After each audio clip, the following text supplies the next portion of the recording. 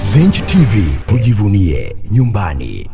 Mtoto wa aliyekuwa rais wa awamu ya pili wa serikali ya mapinduzi ya Zanzibar, marehemu Sheikh Aboud Jumbe Mwinyi, ndugu Musa Aboud Jumbe, leo hii ameripotiwa na vyombo mbalimbali vya habari kuwa amefariki dunia usiku wa kuamkia leo, siku ya Jumanne, Oktoba 21 ya mwaka huu 2025 huko kwao Migombani visiwani Zanzibar.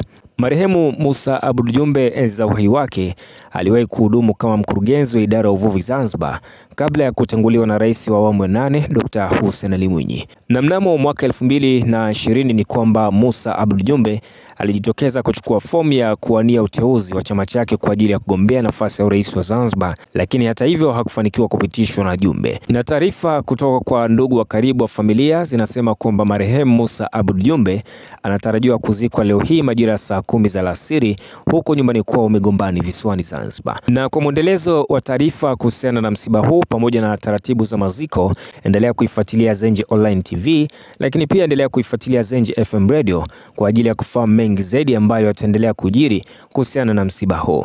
Lakini pia usiache kusubscribe, kulike pamoja na kucomment channel yetu ya YouTube kwa ajili ya kuendelea kupata taarifa mbalimbali kwa kila siku na kila wakati.